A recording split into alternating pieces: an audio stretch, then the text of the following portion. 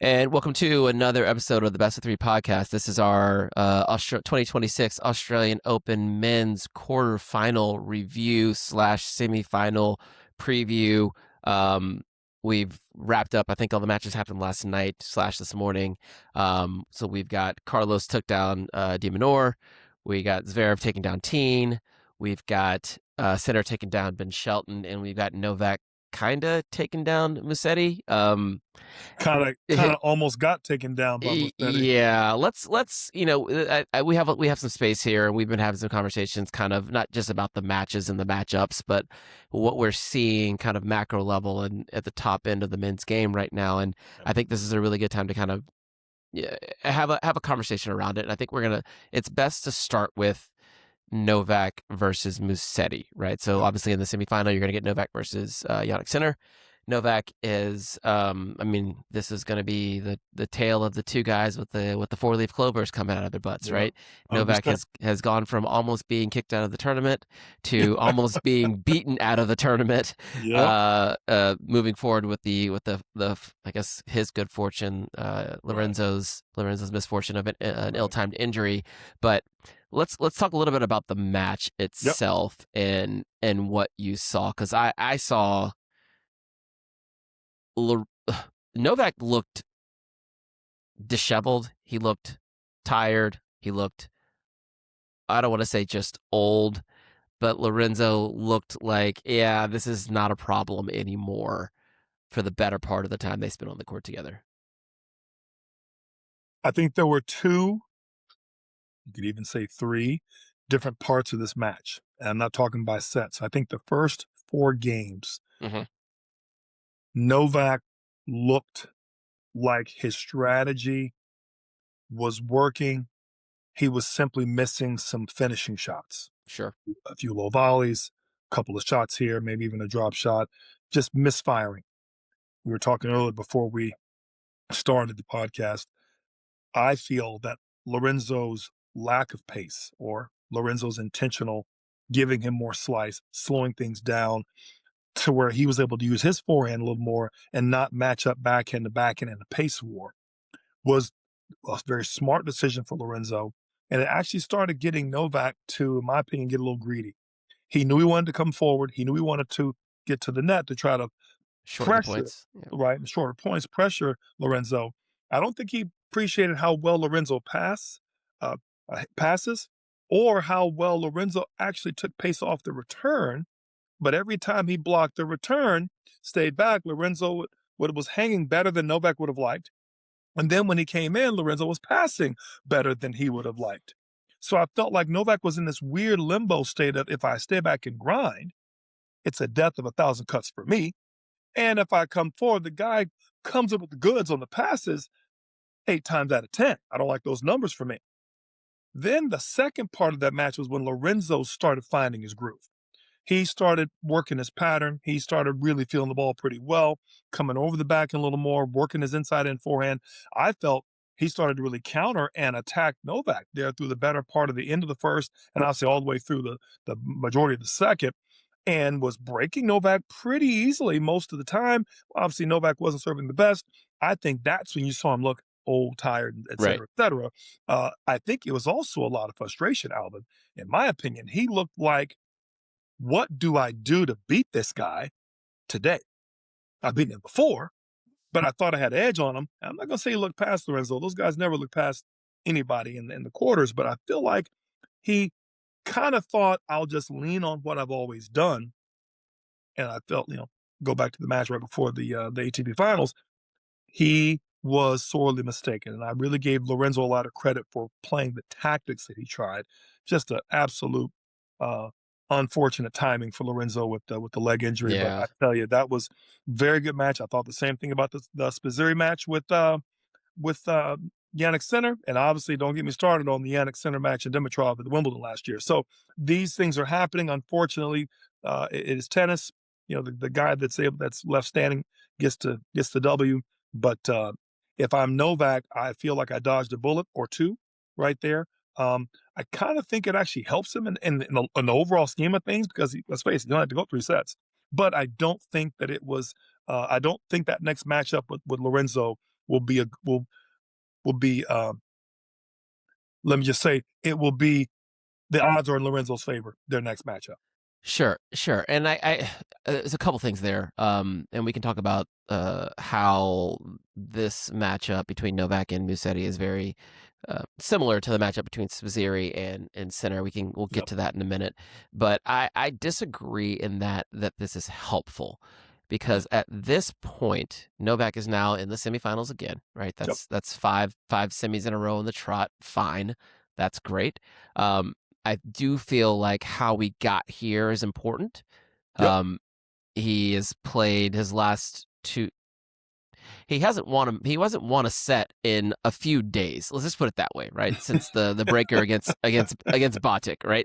And that was in the third round. I mean, it's been a minute since my man's played a complete match and come up to the net and shaking hands after doing put in a good day's work, right? Sure. We thought that the 2 days, or almost 3 full days of rest going into the fourth round match with Mensik was going to help him. Obviously, that would have been good. Okay, fine.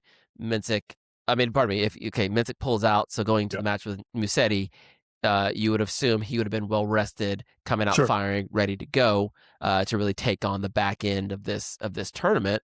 And we didn't get that. What we got was it looked like the rest didn't help him at all. So we've gotten to a point where the assumption, and the assumption is coming from Novak, that the reason why he's a little impotent in the last 2 rounds of these finals lately, or Grand Slams lately, is because he's not coming in with fresh legs. Okay, we changed that variable. He comes into the quarterfinals with fresh legs and younger legs coming off of 8 sets of tennis over the last 36 hours is still fresher and still ready to go. Granted, we got some strain or tear in the hip, something like Yep. that, Yep. but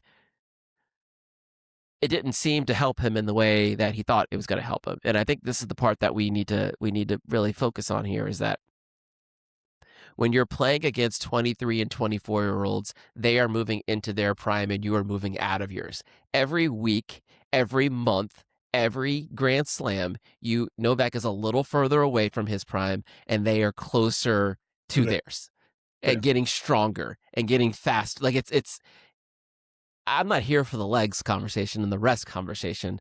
I'm here for 3 out of 5 is going to be tough when you've got so many miles on the body and you've done so much. I mean, you say just age, like it just, it is an age thing.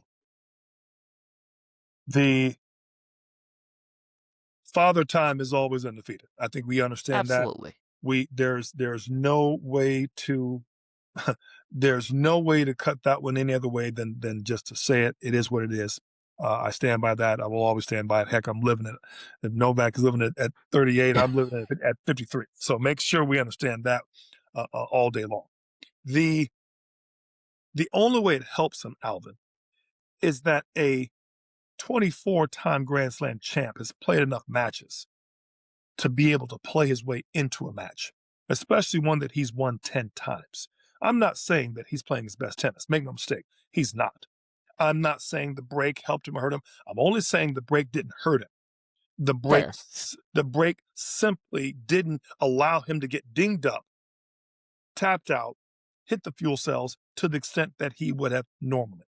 And I'm also saying, as we said at the outset, it was a gift of a draw, no different than the Svizzeri situation was for Jannik, Sure. and he was the recipient of it, not having gone the distance as it happened. I'm not saying he was clearly. I would have preferred for a healthy Musetti to have finished the deal, because that was one more player that's now showing, okay, I'm here. Yeah. I'm ready to move. I'm ready to move past Novak. And I think if 3 to 5 guys start doing that, I think Novak will start to realize, you know what, the tour is finally up to a level where I can walk away. I just don't feel that's the case yet, and I feel like he's still here. He did just beat Musetti, and not even 3 months ago, in a very good match, I might add. I know you and I Yeah. talked about that match before. In I Athens. just Yep. feel, I just feel like he's in a situation right now where anybody else, I'd say you're absolutely right.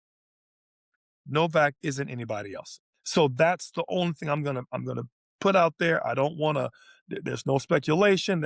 He still has 50-1 odds. I don't know. I'm not a Vegas guy to beat, to beat uh, Jannik or then beat Carlos on the back end. I feel like he's got a Herculean task ahead of him too.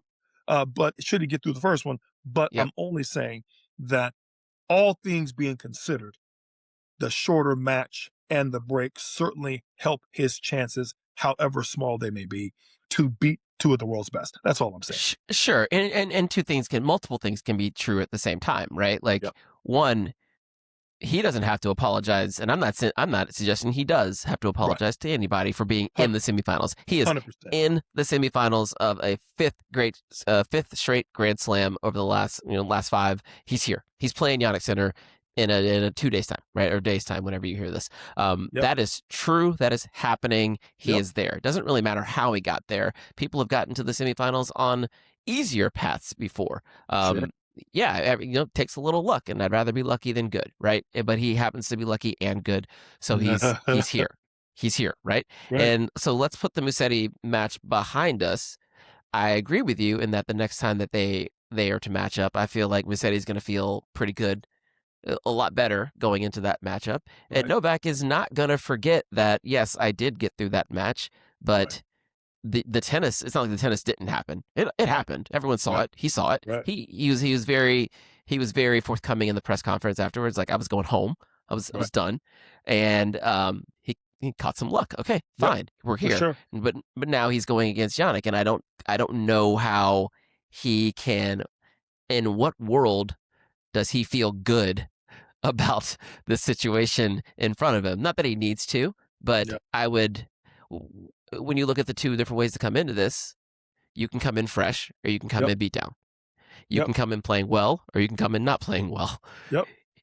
Regardless of how those permutations and combinations go together, they're gonna toss the coin, they're gonna play the match. Yep. But if I'm Novak, I feel like I'd rather come in feeling a little bit better about the tennis that I'm playing, Sure. as opposed to worrying about how much juice I've got in my legs. And it's a fair point. It's a fair point. We'll see. I think it's a good match. I think it's the best chance he has had the last handful of Australians due to the shorter path, less arduous path to get there is all I'm saying. I would never put it past Novak in any match to figure out a way to win. Period in the story. The man's proved that time and time again. Do I think that he maxed up well to Sinner? No. Do I No. think that Sinner has a lot of extra weapons? Is Sinner, in a lot of respects, a Novak 2.0, so to speak?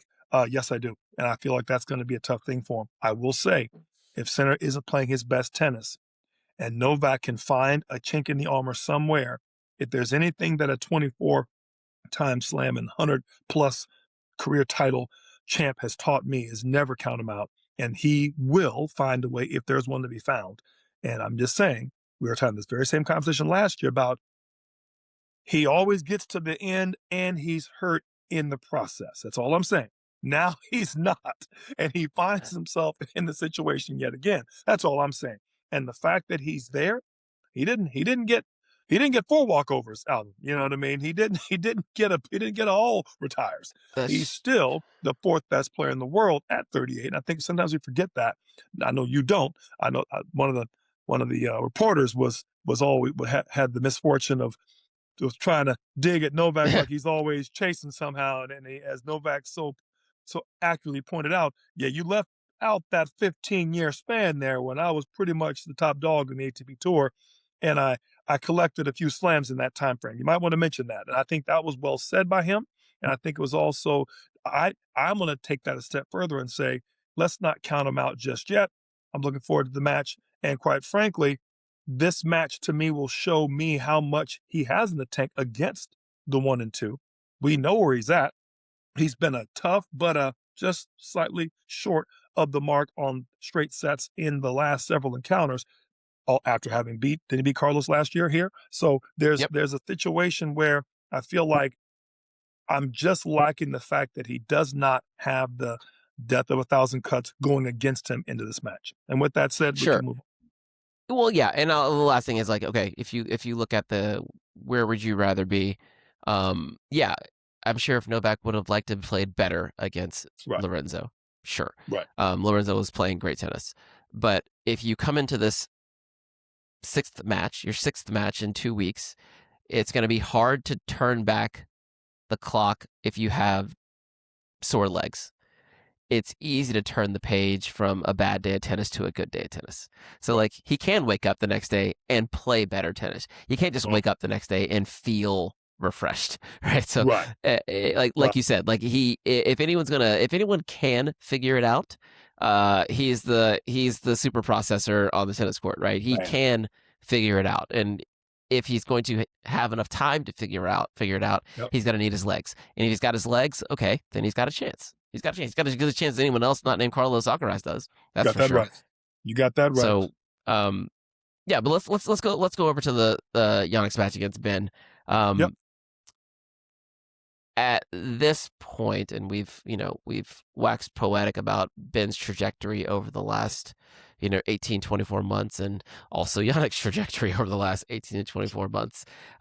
In our year-end review, we talked about the group of players that were born at the wrong time, and we just use Yeah. that as a little cheeky way to say you are the same age as Carlos and Jannik, Right. and therefore you can't ignore them, right? Yeah. They're not going Yeah. anywhere. This is your Sure. problem to deal with for the rest of your tennis career, and Ben is squarely in that group.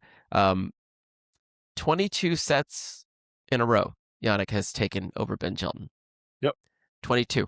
If you had a player in your academy and they were playing practice sets, and he goes, "Coach," and you go, "Hey, Justin, you and Slater over here, go out court 18, play a set." Coach, I've beaten 22 times in a row, 22 sets in a row. You're probably like, well, you're gonna have to beat him 23 because I want you to work on X, Y, and Z. Not because the Sure. other player is, this is really at this point, it's not about competition per se. It's about something else. My, Help me believe.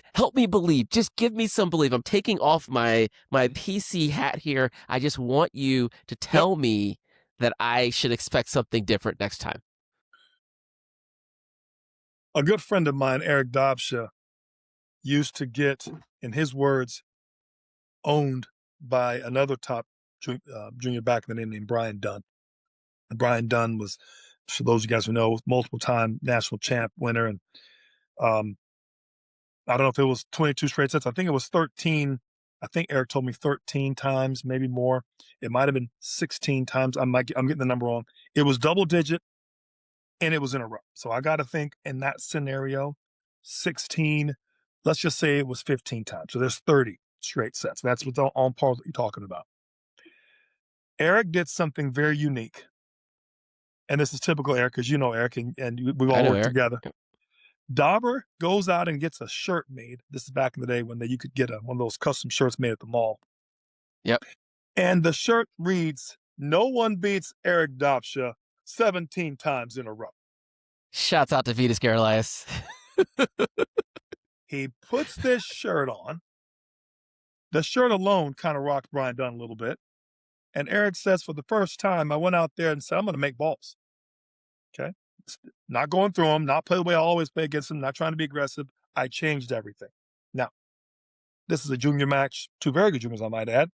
Went on to Yep. be some very, very good college players. And one of them had a short stint on the tour, one of them a little longer. But bottom line, the principle holds.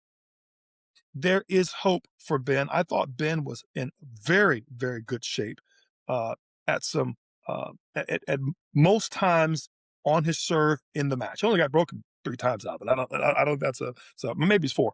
But he's for a guy who has the best returns in the game, and that is with all respect going to Novak. He has the best returns in the game, period. And Ben might be one of the best servers right now in the game. You're taking his best weapon away from him and not giving him any freebies.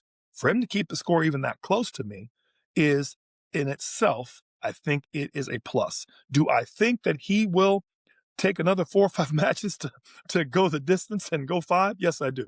Do I think he's getting closer? Yes, I do. I feel like at some point, uh, He's just not ready for his serve to come back with interest that quickly. And that's what Jannik does to him. He not only returns deep, he returns fast, he returns big, his returns penetrate. And for a big server that's used to holding, getting the plus ones that he wants and having balance and going forward, you're always backing up, you're always hitting balls, then they force you to go for a lot. To be honest, I kind of thought Ben kept it pretty competitive. I know what you're saying. I get the stats. I get the analogy. I get the numbers. All I'm going to say is I feel like Ben's getting closer. And I think that's all you want to say for a guy who's reaching that top echelon. And if you told me that Ben was starting to be semifinal of Grand Slam material this early in his career, I'd say, wow, he's overachieving. And I think that's worth saying, given that we have two Grand Slam winners at the top and bottom of the draw that have taken, what is it now, Alvin? 8 of the last 10? Eight,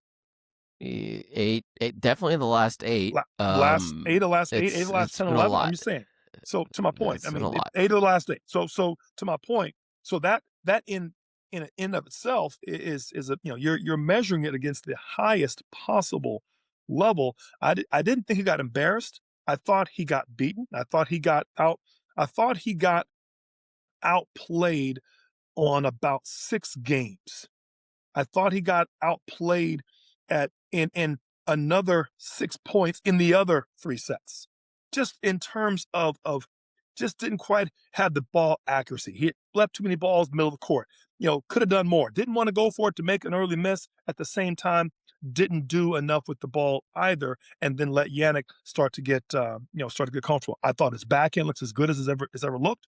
I thought his in the previous match, I thought his volleys looked as good as it ever looked, and I feel like he's becoming more than just a serve bot, and I feel like he's only getting better. It's just hard to see the incremental progress when you're playing against the literal antithesis of your game, and a guy that doesn't give up any mistakes ever, let alone and when he's playing well and returning well. It's a tough day at the office. I'll agree. I'll concede that it's hard to measure the incremental progress when you're in a match against one of the top 2 players of the world, best top 2 players of your generation, potentially, a guy who has aspirations of becoming one of the greatest players to ever play the game, right? For sure. I concede that. I don't think that I can concede the idea that he's necessarily getting closer. I didn't see anything about that match that made me feel, oh, this is different than the last time they played. It didn't feel any different, didn't look any different. Yeah, you said he only got broken 3 or 4 times. This is men's tennis. You get broken 3 or 4 times in 3 sets, you're going to lose in straight sets. Ben is one of the best servers in the game. Jannik's one of the best returners in the game, or the best returners in the game. Jannik's also one of the best servers in the game. So it's like, we talk about NBA teams. Like, if you have a team that's got a top 5 defense and a top 5 offense, that's a championship caliber team. There's your right? game. If for you sure. got one, and if you've got a top 3 offense and a 12th ranked defense, it's gonna be tough. I feel like that's where Ben is right now. He's got a top 3 service game and a maybe middle of the pack return game, and that middle of the pack return game is getting better, but it needs to be not incrementally better. It needs to be much better to negate being broken only 3 or 4 times, because he did not get a look either. 3 or 4 times getting broken. That's an easy way to get beaten 3-3-3 or 3-4-3, whatever it was. Got broken 3 times, and he saved, unfortunately for him, 9 of those 12. Now, he didn't convert any of the 4 break points he had against Jannik. I'm just telling you, Alvin. Right. I know what you're saying, and I'm not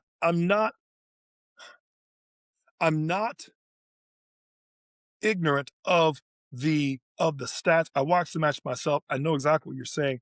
I did see more opportunities for. I saw more ways that Ben was hurting him from the backcourt, which is to me almost the hardest way to beat Jannik, which I like. Yeah. I like the fact that he was smarter with his first strikes. I actually thought even some of the mistakes he made, as aggressive as they were, he was taking the right types of shots. I actually think the thing he did the most to me that hurt him the most wasn't even his errors, and he had a lot. I felt like the times when he was a little off balance, he played that ball safe. The times he was a little bit in between his footing, he hit that ball down the middle. He maybe went to the slice backhand a bit early and didn't necessarily realize he was hitting his slice backhand, whether he went line or whether he went middle.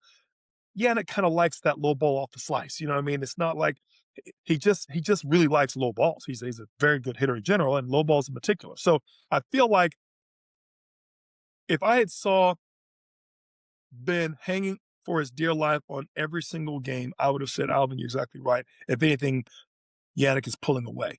I don't think that's what I saw. I saw a player trying different ways to beat him. I saw a player who only got broken 3 times, and I saw a player that needs to really step up his own return game to match and make his second serve returns be a little more aggressive. But again, I think in the next year's time, I think Ben will continue to do that. And you gotta play these kind of guys a few more times, Alvin, to get a look, to get comfortable. And that's all we're saying. I'm not telling you it's gonna be tomorrow. I'm not telling you it's gonna be by the next tournament. But I'm telling you, the more he keeps getting looks, the kid is still a bit raw. And if I can say that about a 4 or 5 player in the world who's getting better and still learning, I got to tell you, Alvin, you know this. Alcaraz and Sinner are playing at another level. That's obvious. The fact that I keep getting looks at that next level, man, that is precious. And I'm just saying, I think Ben showed me a lot of things that he has never done before. Been patient off the ground, hurting you with this backhand, right? Coming forward, not afraid to use a slice, not afraid to use some roll, running around the right balls, holding court position better. So many things he did better. Relied on the serve and smart targets on the first strike. As I said, he played some of his best tennis, unfortunately, break point down. And how did he get break point down? Perhaps got a little sloppy, right? Got a little bit loose. He will tighten that up. The errors, Alvin, were 34-16. So he literally darn near doubled, or more than doubled, the mistakes. If he can cut down on 10 of those, right, this match could go 4 sets. Just 10. If he brought the errors down even, it might be a 5-set match. That's all I'm saying. That's what we're talking about in terms of how close some of these games were. Jannik only converted 3 of 12. Now, see that to say, now you look at the 12, you can look at the 3. I'm looking at the 3. As many as he had, he only converted the 3. And I'm looking at 0 for 4 on Ben's side. And that, to me, to your point about holding serve, had he have even converted 1 of those 4, could have been a different match, could have given some confidence. That's all I'm saying. Do I think he's a level better? He might be 2. I mean, he's 4 levels better than everybody else. Right. So But let's not confuse that with Ben's incremental progress. That's all I'm saying. No, and I we've been having this conversation around, it feels like it's those 2 and then everyone else. I think it seems like a race right now between Ben and Zverev and Fritz and Musetti. They're jockeying, and Minaur, they're jockeying for that 3rd spot. 3 through 8 is kind of up for, it's like everyone else. Who else is coming to Turin this year? Right. That's what we're trying to figure out. And what seed are you going to be when you get there? But and we've talked about it ad nauseum on this podcast, like I'm looking to see who's that player that has the potential to pop and maybe get themselves into the conversation of being, within those 2. And it with each test that one of these other guys comes up against with these 2 against Carlos and Jannik, it just keeps, I keep getting more reassurance that it is those 2 and that other pack. And right. Ben might be working himself up towards the top of that pack, right, which is maybe the first goal, is to become the top of that pack. But it also damn sure seems like Alex Zverev feels very confident being in the top, because he's the one who keeps showing up. Like, he keeps showing up in the semifinals. Like, I'm here. And Ben has popped a few. Like, let's not take it away from him. Taylor's popped a few. He even made a Grand Slam final a couple years ago at the US Open. But I look at, and we're going to talk about de Minaur against Carlos in a minute here, but Ben Shelton is 0-3 against Carlos. He's 1-8 lifetime against Jannik. Demon 0-6 lifetime against Carlos. 0-13 against Jannik. Like, we got a lot of work to do here, fellas. And maybe that's just it's okay. And maybe it's okay. It's okay.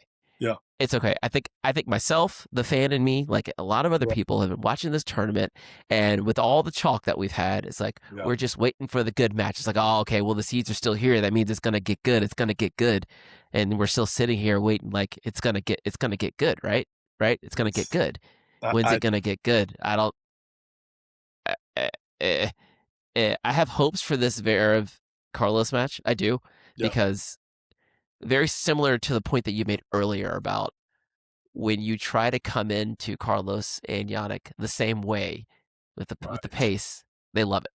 They Oh, love it. It's going to take someone who's willing and able to do something different and do that different thing well. yep, The one thing that Alex Zverev does have is that serve, yep, and he can bank on that serve. That is a difference making serve. yep. Agree with It's a that. difference making tool. Where Yep. I think everyone else, like, I don't know, Ben's serve is difference making, but Alex is over here hitting 20 aces in a match. Like, it's like Yep. normal, like, for Yep. him to hit 20 aces in a match. I don't know. I'm just a little. You We know what? You sacrificed a know lot what of you sleep might out be, here, and I Alvin. got a little return. Yeah, yeah, but I think I think the tennis fan in you wanted to see one of them or both of them go the distance and make it be a nail biting five, right? The tennis purist in you though has to appreciate we're all being shown a master class of what the next level looks like. And no one sent the memo to Carlos and Yannick to slow down and let the rest of them catch up. These two guys are picking up where they left off. These two guys are competing with each other to get to that next level. And it's like this is an honors class, and the two and these two guys are in the front. You know, we're talking algebra, and the two guys in the front are arguing calculus with the teacher, and you're sitting there like, "Whoa, when did we change subjects?" You know what I mean? I thought I was in honors class. You know what I mean? You just didn't realize the guys in front of you are that much further along. And I think that's what we're looking at right now, Alvin. We're just being blessed to watch the other side of that. As much as we don't like to see the disparity between 1 and 3 or 2 and 3 and 4, buddy, it is there, and those two guys are treating us to some phenomenal ball striking and countering um, that we haven't seen in a while. I think when we saw players like Nadal, Roger, even when Roger was winning 3 out of 4 slams for 2 or 3 years in a row there in the mid 2000s, he would still have an occasional scare of a set. He would still have an occasional Sure. you know, tough match. I remember Pete's last U.S. Open when he almost got beat by Musetti. I mean, he looked human. Guys were able to finally kind of catch him. Now, mind you, Pete was getting on the older side. It was slam number 14 or whatever it was. But you could just see that they had finally caught up to him a little bit, right? These two guys are still young, Alpha. They're still pulling away, and so, I feel like I know what you're saying as a tennis fan, as a tennis coach. When we step back from this tournament, we start looking at the other side, and obviously when we see the final, we're going to start. The only two people that are really operating at that processing speed, so to speak, are these two. They got those high dollar what is it, the NVIDIA chips? I mean, their processing speed is they're processing data centers, man. They're not processing a computer and a laptop. I mean, these guys are just processing at a level that most can't and haven't ever had to process at that level. And these guys, I saw a couple points in the uh, I forget Darderi's first name. Luciano, is it maybe? Something like that. Luciano. Luciano, right? Luciano hit some of the biggest shots. In a sense, he's kind of a righty bent, right? Kind of a righty bent shove. Huge serve, big ball. Not nearly, not obviously not ranked as high, has some same results, but clearly a big boy and hits a big ball. I felt like Yannick was so ready, and he's a countryman, and he probably had played no doubt how many times before. He was so comfortable with that big ball. I was almost hoping that Darderi would slow it down a little bit just to see if he might miss time one, because the bigger he went, the cleaner Yannick got with the ball. It also helped me understand what was wrong with the Elliott Spizzirri match. Elliott's ball wasn't that big, Alvin. And that threw off Yannick a little bit. The heat had a lot to do with it, don't get me wrong. And we know Jannik has had issues with the knee before. But I'm just also But talking. it started early. What's that? Yeah, the big ball adjustment, or lack of big ball adjustment. You could Lack of see it big from ball the very adjustment. beginning of the match with Zverev. Yeah. And I say that to say, if you're trying to go through Jannik's center, you better think again. He handles your pace better than anyone I've ever seen in the history of the last, I'm gonna say humbly, 40 years that I've been watching tennis. He just handles pace like it is nothing. And the only reason I feel, besides the heat, that he had an issue with Spazeri's ball, was it was a tad slower. Still deep, but a tad slower. And you get these players out that have a deep ball, but not a big ball, and your timing's it's milliseconds, just a tad bit off. I thought that's what Musetti did with Novak. Novak was early on the rises. He was shanking a ball or two off that. It's just not as big as he was expecting, or as big as he'd been hitting against. And that's why for those first few games, Alvin, he misfired. He wasn't, he wasn't pissed off, frustrated yet. That came later. He was misfiring. He got to net, like, let me just get to net real quick and finish you off real quick. And that's when Lorenzo had a couple tough passes. I'm just saying that to me has been the undertow of the whole tournament, guys and girls. That deep ball, but not as big, is what makes some of the top vulnerable. If they can make that ball be, because it buys them an extra second of time. And these guys counter punish, a term that I've used multiple times on this podcast. They counter punish so well. When you don't give them the fuel to counter punish with, they have to create their own pace. And that's when they might go for a bit more than they thought. Or they lay one up and then they give you the chance, right? And they're now, because they were just in offensive mode, now you're the person you're now able to counter punch or counter punish on them. They're not always used to being in that scenario. So I take all that. Yep. And I'm with you there. And I want to go all the way back to your original point about the tennis purist in me being disappointed. It's not the tennis purist in me that is disappointed. The tennis purist in me is in awe of what these two can do. Every time I sit down to watch Jannik Sinner or Carlos Alcaraz play tennis, I am going to school, right? This is next level to all the things you just said. Processing, ball striking, movement, shot making, all of it. All of it is on display, and it's all amazing. The part of me that's disappointed is the fan that wants to appreciate these tournaments for a little bit of some stakes. Okay. I want a little bit at risk. I don't ever feel like, and that's why sometimes it's hard to talk about some of these matches and be really excited about. Fabio Marijan looked really good against Medi. Yeah, that's great. I know it doesn't matter. And that's the part. I want something to matter. I want to feel like there's some stakes here in the quarterfinals. What quarterfinals of a Grand Slam? There's straight set matches across the board. Like, what do we? Casper Ruud got a crept in there at one point. That was round 16, but like, everyone's just getting beat down or broken. It's just like there's no. Where's the Tommy Haas to push Fed? Where's the Burditch that's gonna push somebody? Like that's what I'm missing. Don't get me started. That was my whole point against my boy Lorenzo, my new bestie. That was what got me started on your boy in the first place.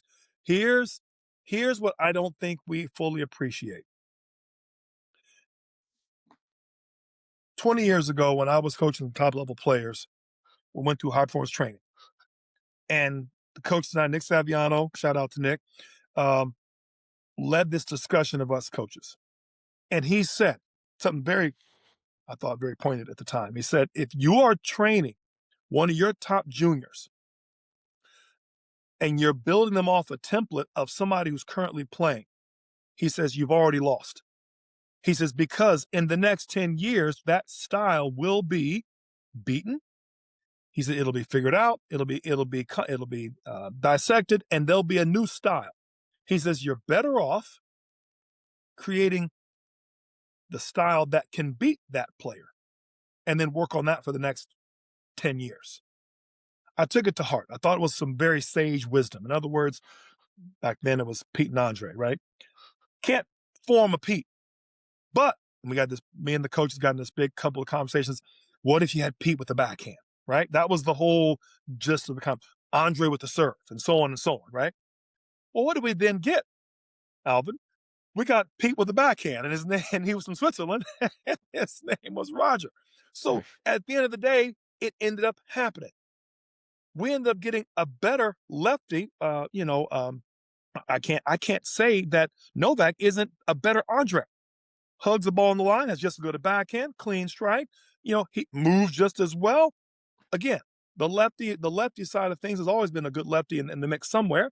Even way back to Rod Laver. Speaking of Rod Laverina, and now Nadal becomes that new phenomenal lefty. So I think my point I'm getting at is that these guys were trained as, if you will, how to be a better Federer, Nadal, and Novak, three of the best of all time, plus one. We are them plus something extra. And now you've got as close to a perfect player as we've ever seen. And I know your point. Like you, I'm amazed. I'm absolutely amazed at not just the shot making, at the shot countering, at the processing, at knowing when to go middle, knowing when to go line, knowing when to risk it, knowing when they can't. Just the ability to serve and to return as well as they're doing. It's just unbelievable. And the fact that they keep getting better is it's just mind-boggling is what it is. And I feel like that's the part that we're not necessarily giving enough credit to. I get your point. It's tough to put the rest of the things in perspective if you kind of know these guys are just taking off and leaving everybody in the dust. But that in itself is also fun to see. And I think, as all things do, it'll get counted eventually. Unfortunately, it's not slowing down anytime soon, but it'll get counted eventually. And when it does, I look forward to seeing who's been at least keeping pace with that group of that 3 through 8 in the process. Yeah, let's do this. Let's take a little break, and then we'll come back and talk a little bit about Carlos, a little bit about Alex, and then Alex Zverev, both Alexes actually, and then we'll also talk about what that new version of Sinner and Alcaraz might look like in the future after the break. All right, and we're back. So Carlos looked pretty damn good against Demon, right? He generally does. I think we had a really good evaluation of that match beforehand and the things that Alex would need to do to have a chance to reverse the trend of, I think, 6-0 or 5-0 going into that match against Carlos. He tried. He just, many have tried, many have failed. He said more or less what we talked about before the match. He said, I tried to do things that were way outside of my comfort zone because I had to. And you could see he was able to come up with some stuff, but the ability to come up with that stuff over the course of, 2.5 hours is just not within his skill set. It's not within anyone's skill set outside of the other guy and potentially Novak, sometimes making that match a little bit different. But there was a little bit of jeopardy in games. Like after Carlos broke out 3-0 in that first set, right? Playing guns blazing tennis. Alex was able to hunker down, get the break back. Carlos was serving, I think, 3-all and down a break. I think he did face a break point in that 3-4 game, and he looked a little gun shy, like not just a little safe, a little dinosaur army on a couple of those backhands. And I think it's really interesting how little moments in the matches can impact the rest of the match, right? Alex gets that break and he's serving 4-3. We're looking at potentially a very different person, right? Coming out of Carlos Alcaraz, but he gets through that game. A little nervy, he gets through that game, and then all of a sudden, like, the wings start to flap again, and he's feeling good. And 30 minutes later, he's in full flight doing scary stuff. Scary stuff, like going through all the gears, just touching 100%. everything. 100%. And that was I didn't think Carlos served that great in this match. I don't think Alex did either, for that matter. I think their first serve percentage were both pretty low for both their level, and that's why I think some of the return, the break chances were as high as on both sides. But I do think that there were times in that match, Alvin, when Carlos's returns were on fire. I mean, he was just his backhand inside in on the deuce, his forehand deep in the corner in the end. He has returns. He's a very, not an underrated. He's number one in the world. I don't think people have the appreciation for how big his returns can be. He returns deep. He can return short. He can take it early. He can block. He has every return, and he uses them all well enough that keeps you as a server, just off balance quite a bit. And I feel like the serve. I know he made some technical changes, and perhaps that's still going through a few things with the serve. But his returns are pretty much spot on almost all the time. And I think that's something that we don't always appreciate. And same with Jannik for that matter. If anything, I think Carlos has just a little bit more pop on the serve if you had to compare the two on that head-to-head without looking too far ahead. I think what I liked about the matchup, Alex tried to do a lot of going back behind him. It was very similar to the match he played in the ATP Finals, there in Saudi Arabia. I thought they were trying to do so many. He went behind him. He had angles early, tried to open the court, tried to go behind him. Even got to net a good bit. I thought he did all the things he knows to do, perhaps forced a bit when he did. And you got to also understand that Carlos sees him coming. I think the thing that these guys have, we use the term midichlorians, right? In the old Star Wars, vernacular. His midichlorians are so strong. He sees it when you see it. So there's no taking him by surprise. There's no, hey, let me sneak in on you real quick. No. When you thought it, I saw you. You know what I mean? And I've already shut that ball down. When I left my racket, I knew 2 shots what I had to play on you, and I knew the shot you didn't take, and I hit a zinger on you on the inside end just because I caught you leaning one way. A little too far to your left. You split up a little late right there. So I had to take you down the line. They just have a level of understanding of where to go.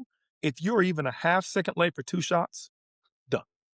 Yeah, and one of the things that Minaur does so well, and I've seen it in person a few times, is he ghosts on people. I would say he's top 2, top 3 in the world at it. Like if he sees you open up the racket face on the backhand side, he's coming. He's coming.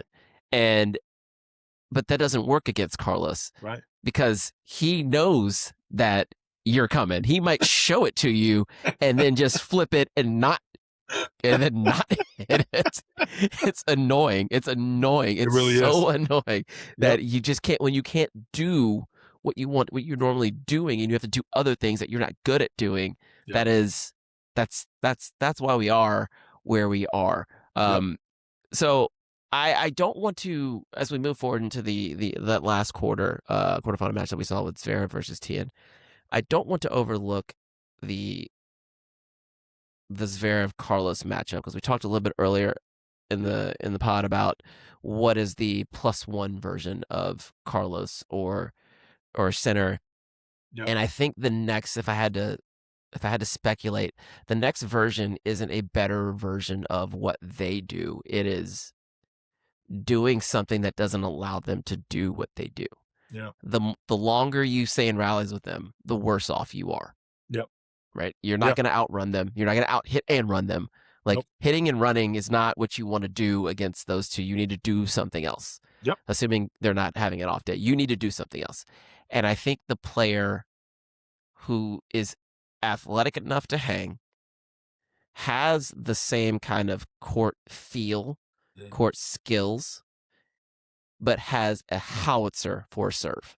I'm talking can touch 140 on spots regularly. We're not getting into these rallies. Yep. This person might even serve volley, like regularly. I think these things tend to be cyclical. Yeah, sure. And I think it's gonna be the person that is like, okay, well, I'm just gonna hit this thing out wide and I'm coming behind it and I've got fantastic hands. It's gonna be big serve, big hands, court feel. Like I think that's the thing. And then maybe, I'm not going to go as extreme as like chipping in charge or anything, but someone who puts pressure on them and forces them to come up with something special every single point. Yeah. Because it ain't happening for the baseline. Yeah. I just don't see it. I don't disagree. I'm totally with you. I also feel like this is that 04 to 07 time frame when when the mighty Fed was untouchable, right? Whew, Um, what a time. was it not? What a And time. I think we're in that same time frame with these guys where it's really just their show. I mean, I know what you're saying. Whether the tour catches up or they cool down or just can't keep up that long from a physical standpoint uh, is left to be determined. I hope it's a little bit of both. Certainly hope that more three-fourths the tour catches up, right? But I have said these guys are just at another level, and there's nothing wrong with that. You just got to appreciate that part for what it is. But to your point about that next guy, there hasn't been, at least not yet, the lefty that can do the same thing, that can serve as big and return as big, because that's always a little bit of a different matchup. There hasn't Mm-hmm. been that player with the extra junk in the game. You know, your Fabrice Santoro type, or your guy that can just your Marcelo Rios type that can just throw you everything you do well. He can do well, and he can get you out of your game. We don't have that player yet, and I don't know if any of the current players that we have are there yet either. I feel like we're almost in a rush to try to let Fonseca or whoever else be that person. They're not there. They're just not. They got their own games and careers to make. It's going to be a while. You know, it really will be. And there's something wrong with that. You know what I mean? This is that's why you call them the GOATs, because they're just on a different level, Alvin. And I don't want to say that. I don't want to say that in a way that sounds or looks like I'm conceding anything. I want to say it more as I'm celebrating that, and let's just enjoy the ride. You know, it's a pretty cool ride right now to see these two on. And if no one shows up the next year or so, I'm okay with that. You know what I mean? It's going to be some great tennis, and as long as these two are healthy and continue to push each other, man, tennis is the better for it. Yeah, and yes, 05, 08 Fed was different. It was a different time, and it was for those of you who are not old enough to have gone through that. That was wild. It was like this, but there was only one person. Imagine if just one Yeah. person, and he was doing all kinds of weird stuff, Yep. and jaws dropping all the time. It was an exciting time. This is also an exciting time. I'm okay with it. I'm fine with it. I'd like a little bit of resistance here and Yeah, a there, little but parody in it. I get you. something to look forward to before we Yeah. had the thing that I don't want all of this to, like, I don't want the entire Grand Slam to hinge on these two getting to the finals. Yeah. I mean, I might even at this point I'd be pissed if it was one of them against somebody else. Like heaven forbid Now there's the point Smazzeri right had there. heaven forbid the temperature had risen a little slower and Smazzeri had taken Jannik out of his misery. Like, Right. oh my Right. God, what Yeah. we'd all be disappointed, right? So that he just went on that's disappointment on top of disappointment. So Let's this is just fine. be glad they're both here together. That's all I'm saying. Yeah, Yeah. absolutely. Let I me am ask you looking this. forward. Let me ask you this. Ask me something. Carlos pulled away from Demon mid, I'm going to say, and after that first set was to bed. He pretty much started his routining of Yeah, Alex. yeah. I felt like, well, I'm not going to say my point. My question to you: Hmm? Carlos and Alex, Jannik and Ben, who hung in there longer? Who tactically at least matched up a little stronger, as if we're comparing now that 3 through 8 jockeying a position? Yeah, that's actually Understand the not match a for what they are. Understand the matchups for yeah, what, yeah. because they're both. Carlos is a horrible matchup for Alex, and Jannik is a horrible matchup for Ben. I Carlos and Sinner are both horrible matchups for Alex. Carlos and Sinner are bad matchups for Ben, but I'll give Ben the slight edge because he has something that Alex does not. He has the serve, and the serve can get you out of some things or create opportunities. A good serving day gets you into a tiebreaker, and in a tiebreaker, anything can happen. Right? We saw that at French Open. When Ben had Carlos working a little bit there in that round of 16 or quarterfinal. I can't remember what round it was, but Ben with no serve or Ben with less of a serve is not a threat. Ben with Alex's serve, even if he's left-handed, it's not really it's not the same player. Not to say that that's not a thing we're talking about, but in this particular comparison, Ben's got a puncher's chance because he's got the roundhouse or he's got the uppercut, if you will. Alex is going to have to jab, and you can't jab your way out of a fight with those two, with either one of them. Like, so that's how I would see it. Not that either one of them are close, but but to your question, that's my question. Yeah, you got a big serve, and that's gonna takes me to the Zverev of things. Like, he has that big serve, therefore he has a chance. You look at his record against Carlos, 6-6 over his career. He's beaten him plenty of times. Knows he can beat him. He's beat him in this tournament. He's beat him on this court. The match being outside in the middle of the day does help Carlos. He knows it.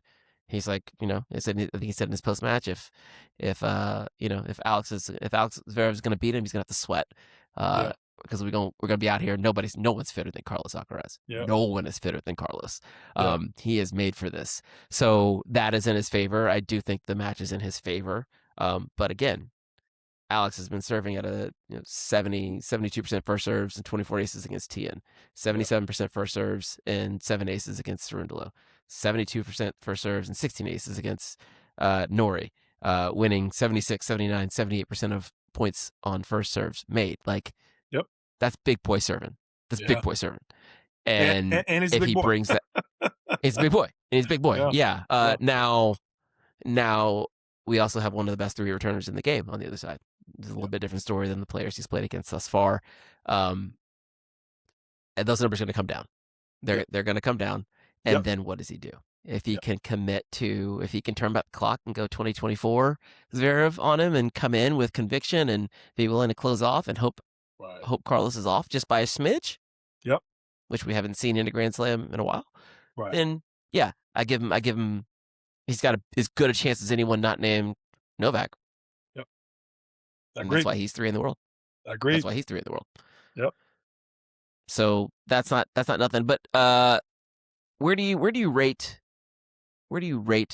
Leonard Tien right now? How do you feel about him? I feel like he's only getting better, and he's been good for him. He's been blessed with having a similar draw to Aussie Opens in a row. And I feel like him having the beat on Daniil is just been both fortunate as well as just couldn't ask for a better matchup. You know what I mean? As far as somebody to beat, I was thinking something about Eva Jovic, even Svitolina, the way coming through golf. If there was a player for her to play, right, to knock out of the other 4, that was the one. You know what I mean? With a little bit of yips on the serve and a forehand that's still not quite trusting. You know what I mean? They just couldn't have matched up better, which I'm so happy for her and in terms she's having. We'll get to her later. I don't think Lerner yet, in my opinion, and he showed up with this match. Alvin, he was a lucky slap forehand off of a half-hearted overhead in the breaker, from going away in 3 sets. He stole the breaker because, quite frankly, he was down 2 or 3 service games, and I think Alex blew a couple of games there, just probably took his foot off the gas a little bit. And then he turned around and beat him down 6-1 in the third out of sheer being pissed probably that he didn't finish him off the breaker, right? So I say that to say that let me know right there that Lerner's not as close to the top 10 as his result may have showed, which is not Lerner's fault. It's just to say he's had an incredible tournament. I think his rise has been meteoric. I'm so happy to have him. We need more lefties out there. And he's only gotten better. I was impressed. I watched most of the matches in that next gen album. We talked about this. he was not the best player in that next gen on just off of sheer firepower and everything else. And guess who was holding the trophy when it was all said and done? Learner Tien. Right, So right. I feel like the adjustments he's making, the counter he's making, he's not just slapping the ball anymore. He's going heavy. He can still slap. He knows when to go for it, when not to. He's playing some his hook forehand over there is looking so good. We talked about this before. I think he's only improving. Do I see him being a top 20 player? For sure. Do I see him being top 10? Not just yet. But is he going to be a thorn in everybody's side this year? 100%. Do I see him being a top 10 player in the next couple of years? I do. Because I feel like he's only going to continue to improve, and what he doesn't have right now, he could still get, and that being a serve. So I think the young man's going to be, his future is very, very bright. And, you don't want to put those kind of things on him just yet, but he's the kind of player that if he develops a serve, Novak didn't have a serve his first 3 or 4 years on the tour, Alvin, man, Right. didn't have one at all. And the guy's got a pretty good serve now. So if he's one of those kind of players like Novak, who continues to develop those parts of his game, he's got everything else. And to me, if he's hanging with this level and beating this level and he doesn't have all the weapons, look out when he gets one or two more and get some upgrades. Watch out, because he's gotten When good you without him. Right. And when you look at the like kind of nuanced differences in the two lefties that we're talking about, Ben Shelton and Leonard Tien, Lerner has something that it's hard to put your finger on unless you know what you're looking for. He has complete control of the tennis ball. Yeah.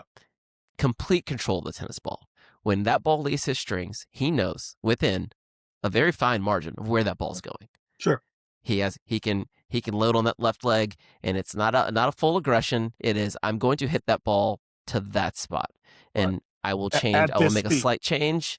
Right. And I will make a slight change, and I will hit the ball to that spot. He has control of his hands on both sides. Agreed. And that is what you want to layer pace on top of. Right. Ball control, high processing, knows how to win tennis matches, thinks his way through tennis matches. Yep. Add the other stuff on top of it. A lot easier to add the pop. It's very hard to add the control. And I think that is the thing that makes me feel I'm very bullish on Leonard Tien over the next 3 to 5 years. It doesn't feel like it right now. That he has any business near those two. Well, maybe 2 years. This is a very in-depth and nuanced podcast that we run here. Yeah. But I could see him going right around some of those other guys. Yeah. And being right there. Yep. Because he receives pace well. Yep. He changes pace well. For sure. He's in control of the tennis ball. And I think Right. that's what you need to be able to do to find opportunities to then step up and create something out of nothing in very tight spaces. Yep. Because those two at the top of the game don't give you any space. You got to find it. And again, I mentioned earlier, the lefty side of things. We don't have a lefty right now that can do that, right? I'm telling you. And I didn't want to reference Lerner when I was saying it, but I was saying somebody like him. I just think we're still a bit early in that conversation. It's early. It'll be somebody like him, though, that has that level of, I'm only getting better. I'm not a complete, I'm a work in progress. I'm not a complete masterpiece yet. So there's still a lot of things you can add on to me, so to speak. And I think he's just only getting better. I also feel like numerically, there's 6 of those top 10s that are they've already started to drop, that will continue to drop, right? I'll say that top 15s that will start to drop out of there. The Rublevs, the Medvedevs, they're going to continue to only drop out and continue to go a little further south. Unfortunately, Holger Rune, has not been here, obviously due to his injury, and others. There's some others that will start to kind of go by the wayside. I think we've all kind of seen that, players like Mahatch have already kind of hit their ceiling a little bit of what they may or may not be able to do. So you're right. He will definitely swim upstream past those players. If he hasn't already. But I just feel like then comes the hard part of maintaining that, right? And then being able to post those level of consistent results at some of the bigger tournaments, which is why I think physically he will have to go into that role.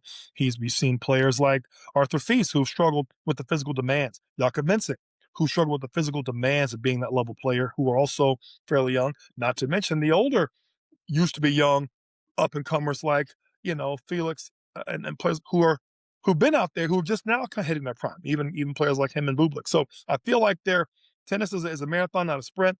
And I feel we're early in the game for Mr. Lerner. I think his future is very, very bright. As I say, top 20 this year for sure, top 10 next year for sure. I think he's going to be there all day, and he is doing so much with so little. I don't mean that he didn't have any weapons at all, but what he's so solid without a clear huge weapon.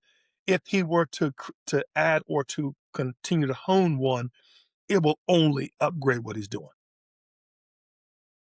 Yeah, and to your point about the lefties, like we're also missing Jack Draper right now. There's your lefty of Right. the big serving variety that I mentioned earlier, right? So it's there. We just need it in one person. Right. Well, and you need all it three of them all. healthy. All three of them healthy and in the same tournament. You know what I mean? Because let's face it, Jack was 5 in the world when he won Indy Wells last year, and it really hadn't been healthy since. So to your point, they're all three kind of different, very different lefties. You know what I mean? From the side of things, and I think, hey, having that many lefties in the mix is always going to throw a monkey wrench in things. And so, as the English would say, a spanner in the works. So I love A seeing spanner all in the those guys. works. Love seeing all those guys back, get them healthy again. I think it's gonna be a good year. I mean, it's already turned out to be a pretty good tournament here. Looking forward to it. Okay. Let's before we call it, let's you feel like this is Carlos and Jannik part. God, where are we now? I don't even remember. 5, 6? I don't know. French, Let's just call it the Wemby, US 2026 4. version. This is the 2026. This will be like Fast and Furious. They're only gonna continue to get stronger and better and faster cars, More more ridiculous. explosions. They are. I mean, you can't, whether you've seen one or not. The next one's always taking it up a notch. I mean, I don't feel like either of these guys are playing poorly. You know what I mean? So I just I want to enjoy it. Yes, I think that's what we're up against. I'll be pleasantly surprised if it isn't. But to your point, we're at this point in the tournament now. We're at the business end of this thing now. I really am looking forward to seeing the two of them get tested, test each other, and kind of see what this iteration looks like. Yeah, I am not overlooking Alexander Zverev. There's something about this match that makes me go, yeah, it's probably Carlos in 3 or 4, but remember that big serve, the last part on Carlos and Jannik, though, if they were to meet in the finals, we've had in the French Open, they both got to great tennis at the same time, and we got a great match, right? Sure. Wimbledon, Sinner was maxing, balling his ass off, right? He hit the roof in that match. U.S. Open, Carlos hit the roof, right? And it just too good. So we've had a classic. We've had both guys playing at their peak, and the other one just couldn't touch them that day. Yep. Maybe the fourth iteration is something that we can put in the annals and say. I don't know what we say. I don't have words left. That means we should probably end the podcast now. I'm Alvin. That's Torrey. Best of 3. We are out.